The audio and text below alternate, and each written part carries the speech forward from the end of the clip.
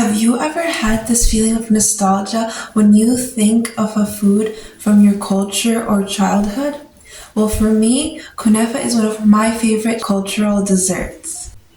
Hi, my name is Habeebah, and I'm originally Egyptian. My parents came from Egypt, bringing their culture along with them. My parents are very experienced cooks when it comes to Egyptian cultural foods. From a young age, I grew up in the kitchen cooking with both of my parents, learning so many different new dishes and desserts. Today, I'm going to be teaching you how to make the cultural dish kanafah. Kanafah is a cultural Middle Eastern food. It is eaten all over the Middle East, but the recipes might be different depending on which region you're getting the recipes from. For me, I'll be showing you my family's special recipe. Making kanafah is super easy, just if you follow the steps. But before we begin, let's talk about the background and where the name originated from.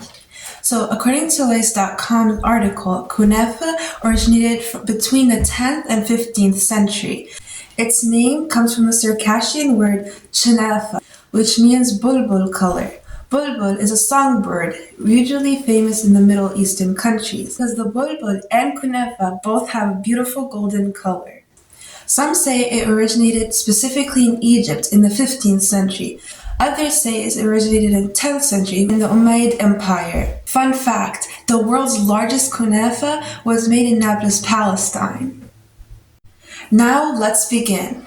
First, prepare your ingredients. First, you need the phyllo dough. You can find this in any Arab or Middle Eastern grocery store. You also need butter, coconut, and any type of nuts that's unsalted. For this recipe, I'll be using peanuts.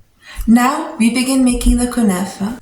First step, you grab a bowl and shred your phyllo dough. You can use your hands or your scissors. Make sure to keep shredding it until it looks something like this. Then you're gonna add half a cup of melted butter. Then you're gonna keep mixing until all your dough is covered with butter. Once you've fully coated your dough with butter, we can start working on the peanut filling. Grab your food processor, add 2.5 cups of peanuts, then add a cup of coconut, and then mix.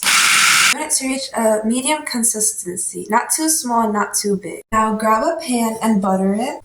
Now we assemble. Put half of your dough mixture on the bottom of the pan and coat evenly.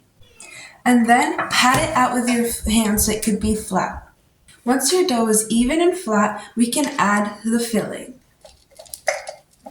And also flatten this one out. Once that is nice and even, you can add on the final layer, which is the rest of the dough. And just like the first layer, flatten this until it's nice and even. Now we're gonna add an additional step. You're going to put your fingers in between and kind of pinch it so the sides would be closed. Now, if you prefer, you can save a little bit of the filling and put it on top. Now, the final step before we put our kanafah in the oven is to grab more of melted butter and spread it on the top layer. This will give it a nice golden brown color. Now we pop this in the oven at 375 degrees until it's golden. Now, if you notice, we didn't put any sugar in our dessert, so we're gonna make a simple syrup that goes over the kanafah that makes it delicious and sweet. We're going to use 1 part water and 2 parts sugar.